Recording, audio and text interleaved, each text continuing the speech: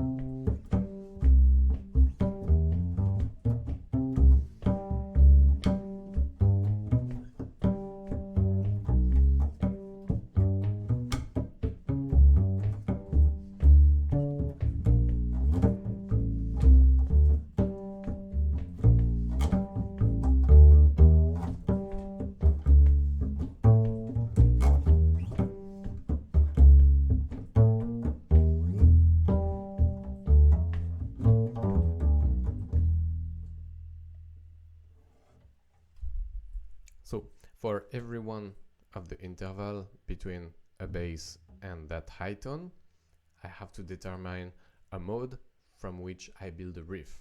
So of course you get to be aware about what interval you're playing and what mode you're choosing for that interval.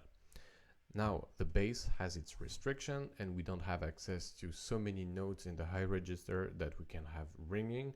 Of course harmonics are a very nice option, but you can leave other notes as well, but it has some very big technical challenge. So that's why I'm using a keyboard here, so that I can access other notes than the one that are easily accessible on the bass.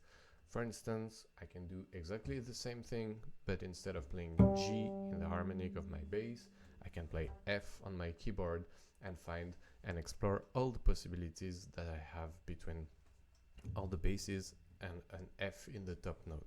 So let's hear it, and for practical reason I will start from F in the bass, go to F in the top note and start, and of course keep F here. 1, 2,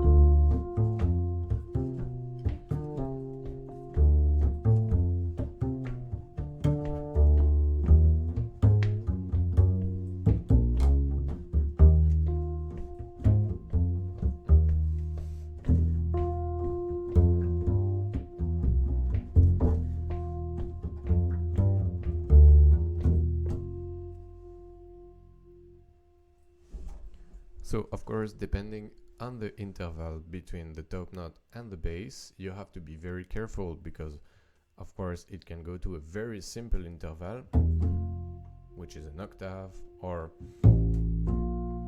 a fifth, but it can as well be, like we just did at the end,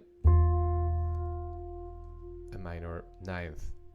So flat ninth in this case is a very delicate interval, so you can choose to put your top note in the later part of your riff than in the first part of your riff, because it really helps giving it a lot more consonants. For example,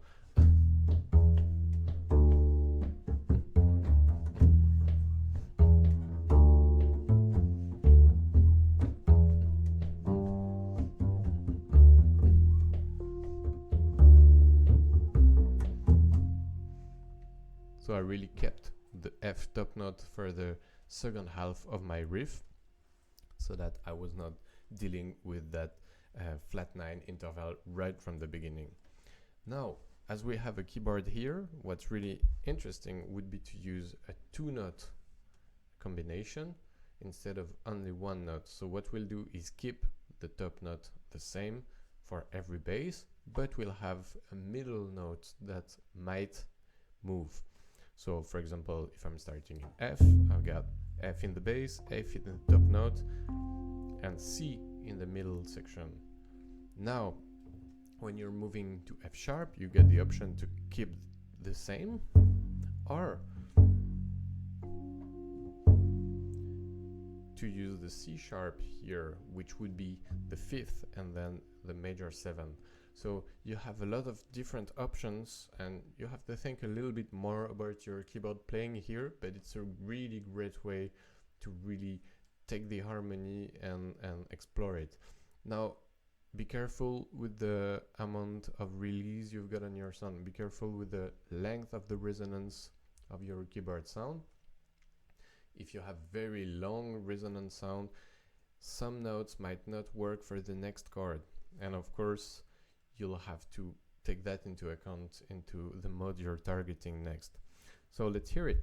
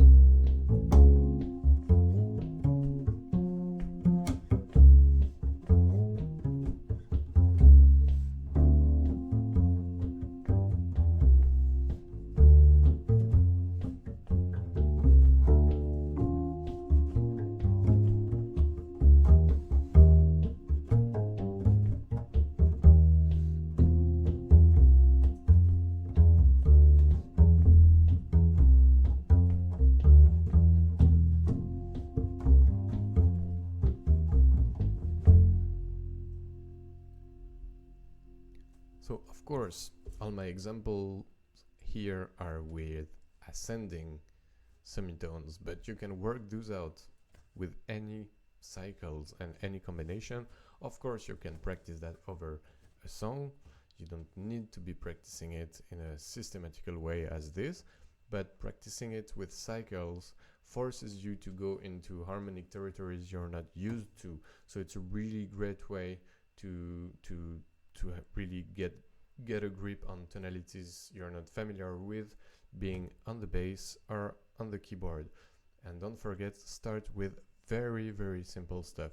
So I'll see you next time for the next bass and creativity lesson.